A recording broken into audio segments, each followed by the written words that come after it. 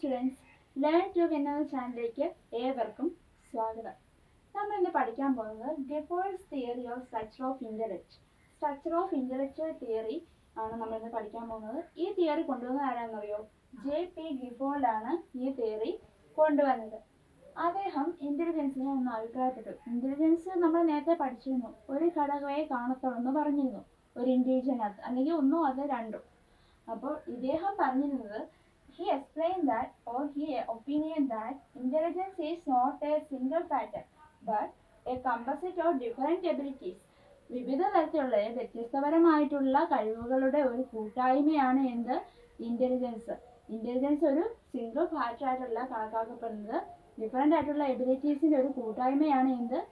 Intelligence എന്ന് പറയുന്നത്. By using statistical technique of factor analysis.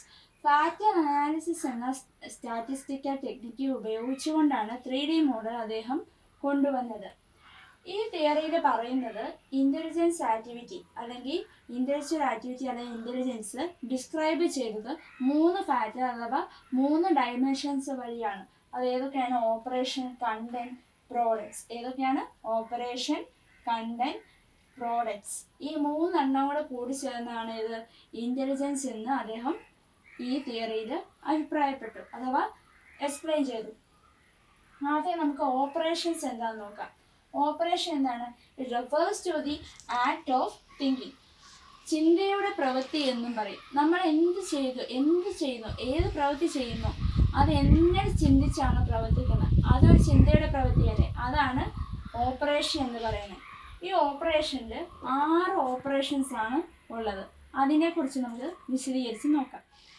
ഓപ്പറേഷൻസിനകത്ത് 6 ഘടകങ്ങൾ അടങ്ങിയിട്ടുണ്ട് അഥവാ 6 ഫാക്ടേഴ്സ് അടങ്ങിയിട്ടുണ്ടെന്ന് നമ്മൾ കഴിഞ്ഞ ഇതിൽ പറഞ്ഞിരുന്നു. അപ്പോൾ അത് ഏതൊക്കെയാണെന്ന് നമുക്ക് നോക്കാം. Cognition, memory recording, memory retention, divergent thinking, convergent thinking, evaluation. ഏതൊക്കെയാണ്? Cognition, memory recording, memory retention, divergent thinking, convergent thinking, evaluation. Cognition എന്താണെന്ന് നമുക്ക് നോക്കാം. Cognition refers to the ability to understand, comprehend, discover and become aware of the information. നമുക്ക് കിട്ടിയ ഒരു information, എവിടെ നിന്ന് സ്ഥലത്ത് നിന്ന് കിട്ടിയ ഒരു ഇൻഫോർമേഷൻ, അതിനെക്കുറിച്ച് എന്തോരം ബോധവാനാണ് നമ്മൾ. അതിനെക്കുറിച്ച് നമുക്ക് വിശദീകരിക്കാൻ എങ്ങനെ പറ്റുന്നു, അതിനെ എങ്ങനെയാണ് കണ്ടെത്താൻ പറ്റുന്നത്, ആ ഇൻഫോർമേഷനെ കുറിച്ച് എങ്ങനെയാണ് കണ്ടെത്താൻ പറ്റുന്നത്, പിന്നെ എങ്ങനെ മനസ്സിലാക്കാൻ സാധിക്കും. ഇത്തരം കഴിവുകളെ കുറിച്ചാണ് കൊഗ്നിഷൻ എന്ന് പറയുന്നത്. അടുത്താണ് മെമ്മറി റെക്കോർഡിംഗ്. ഇപ്പം നമുക്ക് കിട്ടി, അതിനെക്കുറിച്ച് അറിവൊക്കെ കിട്ടി, എന്നിട്ട് അത് സ്റ്റോർ ചെയ്ത് വെക്കണ്ടേ. ഇപ്പം അതിനെക്കുറിച്ച് വിശദീകരിക്കാൻ പറ്റി, മനസ്സിലാക്കാനും പറ്റി, ഡിസ്കവർ ചെയ്യാനും പറ്റി, പിന്നെ അതിനെക്കുറിച്ച് നമുക്ക് അവെയർ ആവാനും പറ്റി. അത് ഞാൻ അതിനെ സ്റ്റോർ ചെയ്ത് വെക്കണ്ടേ. അപ്പോൾ അതിനെ സ്റ്റോർ ചെയ്ത് വെക്കുന്ന ഒരു എൻകോഡ് ചെയ്ത, അത് സ്റ്റോർ ചെയ്ത് വെക്കുന്ന ഒരു കഴിവിനെയാണ് എന്ത് പറയുന്നത്? മെമ്മറി റെക്കോർഡിംഗ് എന്ന് പറയുന്നത്. Memory retention, ability to recall for information. ഒരു ഇൻഫോർമേഷൻ നമ്മൾ സ്റ്റോർ ചെയ്ത് വെച്ചു എന്ന് പറഞ്ഞു. ആ ഇൻഫോർമേഷൻ ആവശ്യമുള്ള സമയത്ത് അത് അപ്ലൈ ചെയ്യും. ഇപ്പം നമുക്ക് ഒരു പ്രീവിയസ് നോളജ് ഉണ്ട്, അത് സ്റ്റോർ ചെയ്ത് വെച്ച് തന്നെ അതൊരു പ്രീവിയസ് നോളജാണ്. ഇപ്പം നമുക്കൊരു ന്യൂ സിറ്റുവേഷൻ, ഒരു പ്രോബ്ലം വരുമ്പോൾ അതിലേക്ക് ഒരു കോറിലേറ്റ് ചെയ്യുക അഥവാ അപ്ലൈ ചെയ്ത് കൊടുക്കുക. നമുക്ക് പ്രീവിയസ് നോളജ് അതുമായിട്ട് റിലേറ്റ് ആണെങ്കിൽ അത് അപ്ലൈ ചെയ്ത് കൊടുക്കുക, ആ ഒരു റീകോൾ ചെയ്യുക. അതിനെ പറയുന്നതാണ് എന്ത്? മെമ്മറി റിട്ടൻഷൻ എന്ന് പറയുന്നത്. മെമ്മറി റെക്കോർഡിംഗ് എന്ന ഇൻഫോർമേഷനെ സ്റ്റോർ ചെയ്ത് വെക്കുകയും ആവശ്യമുള്ള സമയത്ത് അത് റീകോൾ ചെയ്യുന്നതിന് പറയുന്നതാണ് മെമ്മറി റിട്ടൻഷൻ എന്ന് പറയുന്നത്. അടുത്താണ് divergent thinking, ability to generate multiple solutions to a problem. ഒരു എക്സാമ്പിൾ ആയിട്ട് പറയാം. നമുക്കൊരു മാത്സിൻ്റെ അല്ല ഫിസിക്സിൻ്റെ ഒരു വലിയൊരു പ്രോബ്ലം എന്ന് എടുക്കുകയെന്ന് വെച്ചോ. അതൊരു പ്രൂഫ് ആൻസർ എത്തിക്കുന്നത് വരെ ഡിഫറെൻ്റ് ആയിട്ടുള്ള ഇക്വേഷൻസ് അപ്ലൈ ചെയ്ത് ലാസ്റ്റ് ഒരു പ്രൂഫ് ആൻസർ കിട്ടും. അതാണ് ഡൈവേർജന്റ് തിങ്കിങ് പറയുന്നത്. ഡിഫറെൻ്റ് ആയിട്ടുള്ള അല്ലെങ്കിൽ ജനറേറ്റ് മൾട്ടിപ്പിൾ സൊല്യൂഷൻസ് വഴി ഒരു പ്രോബ്ലം സോൾവ് ചെയ്യുന്നു. അതാണ് ഇത് ഡൈവേർജന്റ് തിങ്കിങ് എന്ന് പറയുന്നത്. ഡൈവേർജന്റ് തിങ്കിങ്ങിൻ്റെ ഓപ്പോസിറ്റ് റിയാക്ഷനാണ് ഇത് കൺവേർജന്റ് തിങ്കിങ് എന്ന് പറയുന്നത്. കൺവേർജന്റ് തിങ്കിങ് എന്ന് വെച്ച് കഴിഞ്ഞാൽ ability to deduce a simple solution to a problem. ഒരു പ്രോബ്ലം കിട്ടിക്കഴിഞ്ഞാൽ അതൊരു സിമ്പിൾ ആയിട്ടുള്ള ഒരു സിംഗിൾ സൊല്യൂഷനിലൂടെ ആ പ്രോബ്ലം സോൾവ് ചെയ്യുന്നു. അതാണ് ഇത് കൺവേർജന്റ് തിങ്കിങ് എന്ന് പറയുന്നത്. Evaluation. Ability to judge whether or not the information is accurate, consistent or valid. Evaluation എന്തായിരിക്കും? നമ്മൾ മുന്നേ പറഞ്ഞിരുന്നു, ഇൻഫോർമേഷൻ കിട്ടിയ ഉടനെ അതിനെ എങ്ങനെ അറിയും, അതിനെക്കുറിച്ച് എന്തോരം അറിവുണ്ട്, അതിനെക്കുറിച്ച് എങ്ങനെ സ്റ്റോർ ചെയ്യാൻ പറ്റും, അഥവാ എങ്ങനെ നമുക്ക് വിശദീകരിക്കാൻ സാധിക്കുന്നു, ആ ഒരു കഴിവ്. അതാണ് മെമ്മറി റിട്ടൻഷൻ, മെമ്മറി റെക്കോർഡിംഗ് ഒക്കെ നമ്മൾ പഠിച്ചിരുന്നു.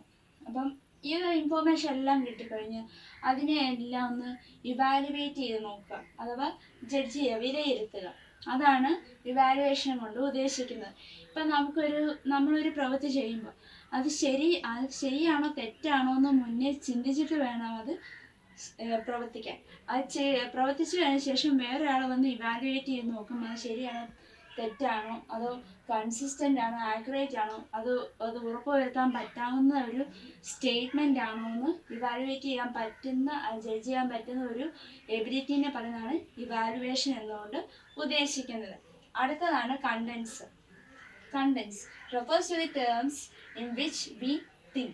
നമ്മൾ എന്ത് ചിന്തിക്കുന്നു എന്നതിൻ്റെ എബിലിറ്റീനെ കുറിച്ചാണ് കണ്ടൻസ് എന്ന് പറയുന്നത്. നമ്മൾ ഏത് കാര്യം എങ്ങനെ ചിന്തിക്കും അതിനെക്കുറിച്ച് ഒരു എബിലിറ്റീനെ പറയുന്നതാണ് കണ്ടൻസ്. കണ്ടൻസിന് 5 കണ്ടന്റുകളാണ് ഉള്ളത്. അത് ഏതൊക്കെയാണെന്ന് നമുക്ക് നോക്കാം. Visual, auditory, symbolic, semantic, behaviour. നമുക്ക് പ്രത്യേകിച്ച് വിശദീകരിച്ച് ഒന്നും പറയേണ്ട കാര്യമില്ല, നമുക്ക് സിമ്പിളായിട്ടുള്ള കാര്യങ്ങളാണ്. വിഷ്വൽ എന്താണ്, ഏതൊക്കെയാണ് പറഞ്ഞത്? Visual, auditory, symbolic, semantic, behaviour എന്ന് പറഞ്ഞു. വിഷ്വൽ എന്താണ്? നമ്മളൊരു ചിത്രം, ഇപ്പം പക്ഷി കൂട് കൂട്ടുന്ന ഒരു ചിത്രം കാണിച്ചെന്ന് വെച്ചോ. അപ്പോൾ നമ്മൾ ആ ചിത്രം കാണിക്കുമ്പോൾ, ഒരു കുട്ടിയെ കാണിക്കുമ്പോൾ ആ കുട്ടി എന്താ പറയുന്നത്? പക്ഷി കൂട് കൂട്ടുന്നു. അപ്പോൾ പെട്ടെന്ന് ആ ഇമേജിലൂടെ ഒരു ഇൻഫോർമേഷൻ അത് പെർസീവ് ചെയ്യുന്നു. Information perceived through images of figures. രൂപങ്ങളിലൂടെയോ അല്ലെങ്കിൽ ഇമേജസിലൂടെയോ ഇൻഫോർമേഷൻ പെർസീവ് ചെയ്യുന്ന ഒരു എബിലിറ്റിയെ പറയുന്നതാണ് ഇത് വിഷ്വൽ കണ്ടന്റ് അഥവാ വിഷ്വൽ എന്ന് പറയുന്നത്. ഓഡിറ്ററി എന്തായിരിക്കും? നമ്മളൊരു ശബ്ദം കേൾക്കുക. ഇപ്പം ഉത്സവത്തിനായാലും മറ്റേ സ്പീക്കറിലൂടെ ഇന്ന സമയത്തിനുള്ളിൽ ഘോഷയാത്ര തുടങ്ങും, അഥവാ പദയാത്ര തുടങ്ങും, അഥവാ എന്തെങ്കിലും വഴിയിലൂടെ അനൗൺസ് ചെയ്ത് പോവുക. കോവിഡ് സമയത്തൊക്കെ ഈ അനൗൺസ് ചെയ്ത് പോവുകയില്ലേ, എന്തൊക്കെ മെഷേഴ്സാണ് ചെയ്യുന്നതെന്നൊക്കെ. അതുപോലത്തെ അനൗൺസ് ഒക്കെ കേൾക്കും നമ്മുടെ ശബ്ദത്തിലൂടെയല്ലേ. ഇന്ന സ്ഥലത്ത് ഇന്ന കോവിഡ് ഉണ്ട്, അഥവാ പിന്നെ ഓരോ കാര്യങ്ങൾ ഇൻഫോർമേഷൻ ചെയ്യുന്ന ഓരോ ശബ്ദങ്ങളിലൂടെയല്ലേ. ഇപ്പം നമ്മൾ കോവിഡ് സമയത്തൊക്കെ നോട്ടൊക്കെ പഠിച്ചിരുന്നത് എങ്ങനെയാണ്? ക്ലാസ്സസിലൂടെ ടീച്ചേഴ്സ്മാരെ എക്സ്പ്ലെയിൻ ചെയ്യുന്നത് എങ്ങനെയായിരിക്കും? നമ്മൾ ഓൺലൈൻ ക്ലാസ് എങ്ങനെയായിരിക്കും? ശബ്ദത്തിലൂടെ ആയിരിക്കും അല്ലേ. നമ്മൾ കേട്ടാണ് പഠിച്ചിരുന്നത്, നോട്ട്സൊക്കെ നമ്മൾ കേട്ടിരുന്നായിരുന്നു പഠിച്ചുകൊണ്ടിരുന്നത്. അപ്പോൾ അങ്ങനത്തെ ഒരു എബിലിറ്റിയെ പറയുന്നതാണ് ഇത് ഓഡിറ്ററി എന്ന് പറയുന്നത്. അടുത്താണ് symbolic. Symbolic refers to the information perceived through symbols or signals. Example ആയിട്ട് ഇപ്പം മാത്സ് 3 / 2 = 6. ഇവിടെ 3ഉം 2ഉം 6ഉം എന്താണ്? ന്യൂമറിക്കൽസ് ആണ്, നമ്പേഴ്സ് ആണ്. പക്ഷെ അവിടെ ഡിവിഷനും ഈക്വൽ എന്തായിരിക്കും? സിഗ്നൽസ് ആയിരിക്കും. ഈ ഒരു അടയാളങ്ങളിലൂടെ അല്ലെങ്കിൽ സിഗ്നൽസിലൂടെ, സിംബൽസിലൂടെ ഒരു ഇൻഫോർമേഷൻ പെർസീവ് ചെയ്യുന്നതിനെയാണ് പറയുന്നത് സിംബോളിക് എന്ന് പറയുന്നത്. അടുത്താണ് സെമാൻറ്റിക് എന്ന് പറയുന്നത്. It refers to the information perceived through words or sentences. നമ്മുടെ വാക്കുകളിലൂടെയോ വചനങ്ങളിലൂടെയോ ഒക്കെ, അല്ലെങ്കിൽ ഇപ്പോൾ ഒരു ന്യൂസ് പേപ്പർ, നോവൽസ് ഒക്കെ വായിക്കുകയെന്ന് വെച്ചോ. ആ ന്യൂസ് പേപ്പർ വായിക്കുന്നതിലൂടെ അവിടെ എന്താണ് നടന്നത്, അവിടെ സംഭവിച്ചത് എങ്ങനെയാണ്, അതിൻ്റെ പ്രസ്താവന എങ്ങനെയാണ്, അത് നടന്ന സംഭവം എങ്ങനെയാണ്, ഇതൊക്കെ നമ്മൾ അറിയുന്നില്ല. ആ ന്യൂസ് പേപ്പർ വായിക്കുന്നതിലൂടെ നടന്ന സംഭവത്തെക്കുറിച്ച് ന്യൂസ് പേപ്പറിൽ പ്രിൻ്റ് ചെയ്ത് വെച്ചിട്ടുണ്ടല്ലോ, അത് വായിക്കുന്നതിലൂടെ ഇന്ന സംഭവം ഇതാണെന്നൊന്നും നമുക്ക് മനസ്സിലാക്കാൻ പറ്റും. നോവൽ വായിച്ചു കഴിഞ്ഞാൽ ഇന്ന കഥ ഇങ്ങനെയാണ് നടന്നത് എന്ന് നമുക്ക് വായിക്കാൻ പറ്റും.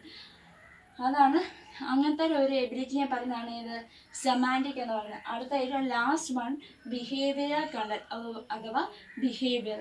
ഒരു മനുഷ്യൻ എന്ത് പ്രവൃത്തി ചെയ്യുന്നു, ഇപ്പോൾ ഒരു മനുഷ്യൻ നല്ല പ്രവൃത്തി ചെയ്യുന്നു വെച്ചോ. ഒരു ക്രോസ് എടുക്കുക, ഇപ്പോൾ കണ്ണ് കാണാത്ത ഒരു അന്ധനായ ഒരു അമ്മച്ചി അല്ലെങ്കിൽ ഒരു അപ്പച്ചൻ സീബ്ര ക്രോസ് ചെയ്യാൻ അറിയത്തില്ല, അത് കണ്ണ് കാണത്തില്ലല്ലോ, അവരന്തനല്ല, അപ്പോൾ വണ്ടി പോകുന്ന അറിയത്തില്ല, അപ്പോൾ അവർക്ക് ഹെൽപ്പ് ചെയ്ത് കൊടുക്കുക, അത് നല്ല പ്രവൃത്തിയല്ലേ. അപ്പം പുറമേ ആൾക്കാരൊക്കെ കാണുമ്പോൾ അവർ അതിനെക്കുറിച്ച് പറയുമ്പോൾ എന്താ, ആ മനുഷ്യൻ എന്ത് നല്ല പ്രവൃത്തിയാണ് ചെയ്തിരിക്കുന്നത്, ആ നല്ല പ്രവൃത്തി, അല്ലെങ്കിൽ ഇപ്പം മനുഷ്യൻ ചീത്ത പ്രവൃത്തിയാണ് ചെയ്യുന്നെങ്കിൽ, ഒരു തിന്മയായിട്ടുള്ള പ്രവൃത്തി ചെയ്യുന്നെങ്കിൽ അതിനെക്കുറിച്ച് പ്രസ്താവിക്കണം, അതിനെക്കുറിച്ച് വിശദീകരിക്കുക. അങ്ങനത്തെ ഒരു എബിലിറ്റിയെ പറയുന്നതാണ് എന്ത്, ബിഹേവിയർ എന്ന് പറയുന്നത്. Behaviour refers to the information perceived to as act of person or people. Then next one നമ്മൾ അടുത്ത് പറയാൻ മതി. ഇതുവരെ നമ്മൾ എന്താ പറഞ്ഞേ, കണ്ടൻസിനെ കുറിച്ച് പറഞ്ഞു, ആദ്യം ഓപ്പറേഷൻസ് പറഞ്ഞു, ഓപ്പറേഷൻ കഴിഞ്ഞപ്പോൾ നമ്മൾ എന്തിനു പറഞ്ഞു, കണ്ടൻസ് പറഞ്ഞു. അതിൽ ലാസ്റ്റ് വൺ ആണ് products. Products it refers to the ideas come up with. നമുക്ക് കണ്ടൻസ് ഓപ്പറേഷൻസ്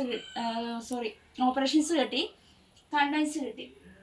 അപ്പോൾ അതിനെക്കുറിച്ച് എല്ലാം നമുക്കൊരു ഐഡിയ ഏകദേശം ഒന്ന് കിട്ടി. അതിനെക്കുറിച്ച് എല്ലാത്തിനും ഒരു ആശയം കിട്ടി. ആ ഒരു ആശയത്തെ പറയുന്നതാണ് പ്രോഡക്ട്സ് എന്ന് പറയുന്നത്. ആ ആശയം നമുക്ക് എവിടെയാണെങ്കിലും അപ്ലൈ ചെയ്യാം. അപ്പോൾ ഈ it was arranged in simple to complex. ചെറിയ കാര്യം മുതൽ വലിയ കാര്യം വരെ ആ ഒരു അറേഞ്ച്മെൻറ്റ് സിമ്പിൾ ടു കോംപ്ലക്സിലേക്ക് അറേഞ്ച് ചെയ്ത് വെച്ചേക്കുവാണ് ഈ പ്രോഡക്ട്സ്. അതിൽ 6 പ്രോഡക്റ്റ്സ് ആണ് അടങ്ങിയിരിക്കുന്നത്. ആ 6 പ്രോഡക്ട്സിനെ കുറിച്ച് നമുക്ക് വിശദീകരിച്ച് നോക്കാം. നമ്മുടെ പ്രോഡക്ട്സിൻ്റെ കാര്യം പറഞ്ഞു. പ്രോഡക്ട്സിനകത്ത് 6 പ്രോഡക്ട്സ് അടങ്ങിയിട്ടുണ്ട്. അത് ഏതൊക്കെയാണെന്ന് നമുക്ക് നോക്കാം. Units, classes, relations, system, transformation and implications. Units എന്നാണ് നമുക്ക് നോക്കാം. Units single items of knowledge. ചെറിയ കാര്യങ്ങളെക്കുറിച്ചൊരു അറിവാണ് ഏത്, യൂണിറ്റ് എന്ന് പറയുന്നത്. ക്ലാസസ് എന്നാണ്, set of unit sharing common. ചെറിയ ചെറിയ യൂണിറ്റുകളെല്ലാം ചേർന്ന് ഒരു പൊതുവായിട്ടുള്ള കാര്യങ്ങളെക്കുറിച്ച് പറയുന്നതാണ് ക്ലാസസ് എന്ന് പറയുന്നത്. നമ്മൾ +2 പഠിച്ചിട്ടുണ്ടോ, ഫൈക്കിൻ്റെ ക്ലാസിഫിക്കേഷനെ കുറിച്ച്, സ്പീഷ്യസ്, ജീനസ്, ഫാമിലി, അതുപോലെ ചെറിയ ഓരോ ക്ലാസ്സുകളൊക്കെ ഇല്ലേ, അതിനെ പറയുന്നതാണ് എന്ത്, ഓരോ ചെറിയ ചെറിയ യൂണിറ്റുകളാണ്. അത് ഓരോ ഇത് തന്നെയാണ്, ഓരോ യൂണിറ്റുകളാണ്. ആ യൂണിറ്റുകളെ പറയുന്നതാണ്, ആ യൂണിറ്റുകളെല്ലാം ചേർന്ന് ഒരു കോമൺ ആയിട്ടുള്ള കാര്യങ്ങളല്ലേ, അതിനെക്കുറിച്ച് പറയുന്നതാണ് എന്ത്, ക്ലാസസ് എന്ന് പറയുന്നത്. അടുത്താണ് റിലേഷൻസ്. ഈ യൂണിറ്റ്സുകളെല്ലാം ക്ലാസസ് ആക്കി. അപ്പം ഇതെല്ലാം ഇൻ്റർറിലേറ്റഡ് ആയിട്ടാണ് നിൽക്കുക, ലിങ്ക്ഡ് ആയിട്ട് റിലേറ്റഡ് ആയിട്ടുള്ള യൂണിറ്റ്സുകളാണ്. അതെല്ലാം അസോസിയേറ്റ് ചെയ്ത് നിൽക്കുന്നതാണ് ഏത്, relations. Refers to the units linked in association, sequences and or analogies. Then system it refers to multiple relations interrelated to comprise structure or network. ഇപ്പം നമുക്ക് കുറേ യൂണിറ്റുകൾ കിട്ടി, ആ യൂണിറ്റ് ക്ലാസ്സസ് ആയി മാറി. ലിങ്ക്ഡ് ആയിട്ടുള്ള റിലേറ്റഡ് ആയിട്ടുള്ള ക്ലാസ്സസ് എല്ലാം കൂടെ ചേർന്ന് അസോസിയേറ്റ് ചെയ്ത് അത് റിലേഷൻസ് ആയി മാറി. ആ റിലേഷൻസ് എല്ലാം കൂടെ, ആ റിലേഷൻസ് തന്നെയാണ് ഒരു യൂണിറ്റ്സ്, റിലേറ്റഡ് ആയിട്ടുള്ള യൂണിറ്റ്സ് ആണ്. ആ റിലേറ്റഡ് ആയിട്ടുള്ള മൾട്ടിപ്പിൾ ആയിട്ടുള്ള യൂണിറ്റ്സ് എല്ലാം കൂടെ ഇൻ്റർറിലേറ്റ് ചെയ്ത് അതൊരു നെറ്റ്വർക്ക് ആയിട്ട് ഫോം ചെയ്യുന്നു. അതിനെയാണ് സിസ്റ്റം എന്ന് പറയുന്നത്.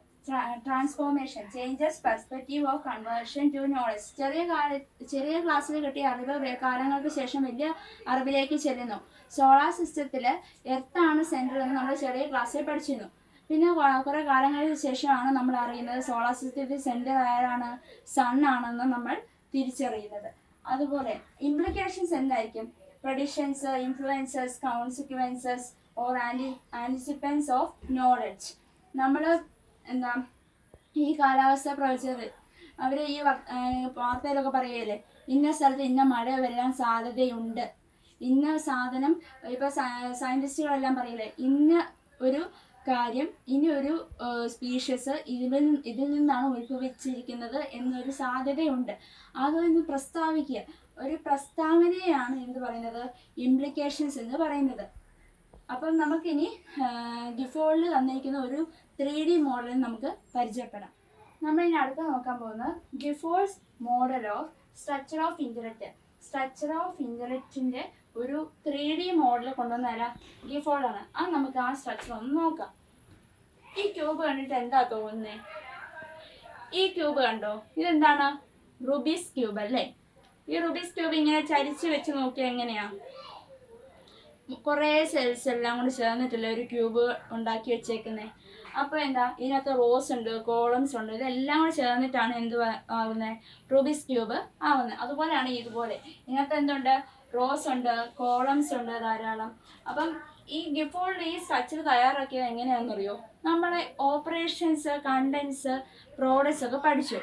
അപ്പോൾ അതിൻ്റെ ഓരോ ക്ലാസ്സസും ഓരോ കാര്യങ്ങളും അതിനകത്തുനിന്ന് ഇപ്പം കണ്ടൻസിനകത്ത് ഓരോന്നും, പ്രോഡക്ട്സിനകത്ത് ഓരോന്നും, ഓപ്പറേഷൻസിനകത്ത് ഓരോന്നും എടുത്തെടുത്ത് അറേഞ്ച് ചെയ്ത് വെച്ചിരിക്കുന്നതാണ് ഏത് ഈ സ്ട്രക്ചർ ഓഫ് ഇൻ്റലക്റ്റ് എന്ന് പറയുന്നത്. അപ്പം എന്നാ ഈ മേളിലാണ് ഈ റുബിക്സ് ക്യൂബിൻ്റെ മേൽഭാഗത്താണ് എന്ത് കാണപ്പെടുന്നത്? കണ്ടൻസ് കാണപ്പെടുന്നത്. കണ്ടൻസ് എത്ര ഉണ്ടെന്ന് നമ്മൾ പറഞ്ഞിരുന്നു? 5 എണ്ണം ഉണ്ടെന്ന് പറഞ്ഞിരുന്നു. അത് ഏതൊക്കെയാണ്? Visual, auditory, symbolic, semantic, behaviour. ഇവയെല്ലാം കൂടി ചേർന്നിട്ടാണ് കണ്ടൻസ് എന്ന് പറയുന്നത്. കണ്ടൻസ് എവിടെയാണ് കാണപ്പെടുന്നത്? ഈ റുബിക്സ് ക്യൂബ് ഇതും ഈ സ്ട്രക്ചറിലൂടെ കമ്പയർ ചെയ്തത് പഠിച്ചാലും മതി, അതായിരിക്കും ഏറ്റവും എളുപ്പം. ഈ റുബിക്സ് ക്യൂബിൻ്റെ മേൽഭാഗത്ത് കാണപ്പെടുന്നതാണ് ഇത് കണ്ടൻസ് എന്ന് പറയുന്നത്. അതിൽ 5 എണ്ണം ഉണ്ടെന്ന് നമ്മൾ പറഞ്ഞിരുന്നു. ദെൻ സൈഡിൽ, നമ്മൾ ഈ സൈഡ് വശത്ത് കാണപ്പെടുന്നതാണ് എന്ത്? പ്രോഡക്ട്സ് എന്ന് പറയുന്നത്. പ്രോഡക്ട്സ് എത്ര എണ്ണം ഉണ്ടെന്ന് പറഞ്ഞു? 6 എണ്ണം ഉണ്ടെന്ന് പറഞ്ഞു. അത് ഏതൊക്കെയാണ്? Unit, classes, relation, system, transformation, implication. ഈ 6 എണ്ണം കൂടി ചേർന്നിട്ടാണ് ഇത് പ്രോഡക്റ്റ്സ് ഉണ്ടാകുന്നത്. അപ്പം നമ്മൾ എന്തൊക്കെ പഠിച്ചു? കണ്ടൻസ് പഠിച്ചു, പ്രോഡക്ട്സ് പഠിച്ചു. ഇതുപോലെ ഈ കണ്ടൻസ് പോലെ അടിഭാഗത്തായിട്ട് ഒരു ആള് കാണപ്പെടുന്നുണ്ട്. അതാരാണ്? ഓപ്പറേഷൻസ്. ഓപ്പറേഷൻസിനകത്ത് എത്ര ആൾക്കാരടങ്ങി, എത്ര ഫാക്ടേഴ്സ് അടങ്ങിയിട്ടുണ്ട്? 5 ഫാക്ടേഴ്സ് ആണോ? അല്ല, 6 ഫാക്ടേഴ്സ് ആണ്. ഇതിൽ മെമ്മറി 2 ആയിട്ട് തരംതിരിച്ചിട്ടുണ്ട്. Memory റെക്കോർഡിങ്ങും memory റിട്ടൻഷനും. അതോടു കൂടിയാണ് 6 ഓപ്പറേഷൻസ് ആവുന്നത്. ഏതൊക്കെയാണ്? Cognition, memory recording, memory retention, divergent thinking, convergent thinking, evaluation. നമ്മൾ എക്സ്പ്ലെയിൻ ചെയ്യുന്ന കാര്യമാണ്, നമ്മൾ ആദ്യം ഇതിൽ പറഞ്ഞിരുന്നു. അപ്പം ഈ 6 ഓപ്പറേഷൻസും 6 പ്രോഡക്ട്സും 5 കണ്ടൻറ്റോട് ചേർന്ന് 180 ഡിഫറെൻറ്റ് എബിലിറ്റീസ്, മെൻ്റൽ എബിലിറ്റീസ് ഉള്ള ഒരു സ്ട്രക്ചർ ഓഫ് ഇൻ്റലക്റ്റ് ആണ് ഗിഫോൾഡ് ഈ തിയറിയിൽ സ്ട്രക്ചർ തയ്യാറാക്കിയിട്ടുള്ളത്. എത്രയാണ്? 180 ഡിഫറെൻറ്റ് മെൻ്റൽ എബിലിറ്റീസ്. അപ്പം നിങ്ങൾക്ക് എല്ലാവർക്കും മനസ്സിലായല്ലോ നമ്മൾ ഇന്ന് എന്തൊക്കെയായിരുന്നു പഠിച്ചത്? ഈ ഗിഫോൾഡിലെ സ്ട്രക്ചർ ഓഫ് ഇൻ്റലക്ച്വൽ തിയറിയെ കുറിച്ചാണ് പഠിച്ചിരുന്നത്. ഈ തിയറി കൊണ്ടുവന്നതാണ് ഗിഫോൾഡാണ്. ഇതിൽ 3 ഡയമെൻഷൻസ് എന്ന് പറഞ്ഞു. Contents, products, operations. അതിൽ ഓരോ ഫാക്ടേഴ്സിനെ കുറിച്ച് നമ്മൾ പറഞ്ഞിരുന്നു. അത് ഏതൊക്കെയാണ് നമ്മൾ വെച്ചിരിക്കുന്ന കാര്യമില്ല, നമ്മൾ മുന്നേ പറഞ്ഞിരുന്നതാണ്. പിന്നെ അതിൻ്റെ സ്ട്രക്ചറിനെ കുറിച്ച് നമ്മൾ പറഞ്ഞിരുന്നു. ഈ വീഡിയോ നിങ്ങൾക്ക് എല്ലാവർക്കും ഇഷ്ടമായെന്ന് പ്രതീക്ഷിക്കുന്നു. എല്ലാവർക്കും ഇഷ്ടമായെങ്കിൽ ലൈക്ക്, ഷെയർ, കമൻറ്റ് ചെയ്യുക. എൻ്റെ ഈ ചാനൽ ആരും സബ്സ്ക്രൈബ് ചെയ്തിട്ടില്ല എന്നുണ്ടെങ്കിൽ, ഇനി ആരും സബ്സ്ക്രൈബ് ചെയ്തിട്ടില്ല എന്നുണ്ടെങ്കിൽ സബ്സ്ക്രൈബ് ചെയ്യുക, ബെല്ലൈക്കൺ പ്രസ് ചെയ്യുക. പിന്നെ നിങ്ങൾക്ക് അറിയാവുന്ന ഫ്രണ്ട്സിനും റിലേറ്റീവ്സിനും എല്ലാവർക്കും കൊടുക്കുക. പിന്നെ പ്രത്യേകിച്ച് BEd സ്റ്റുഡൻസിനൊക്കെ ഷെയർ ചെയ്ത് കൊടുക്കുക. എല്ലാവർക്കും ഉപകാരപ്പെടുമെന്ന് ഞാൻ പ്രതീക്ഷിക്കുന്നു. ഇനി ഈ ഗിഫോൾഡ് തിയറിയുടെ മാത്രമല്ല, ബാക്കി കുറേ തിയറികളുണ്ട്. Multi factory theory, primary intellectual theory, then multiple intelligence theory. Multiple intelligence തിയറിയാണ് നമ്മൾ മെയിനായിട്ട് പഠിക്കാനുള്ളത്. അതിനടുത്ത വരുന്ന ദിവസങ്ങളിലൊക്കെ നമുക്കിനി കണ്ടുമുട്ടാം, അതിനെക്കുറിച്ച് വിശദീകരിച്ച് പഠിക്കാം. അപ്പം അതുവരേക്കും ടാറ്റാ.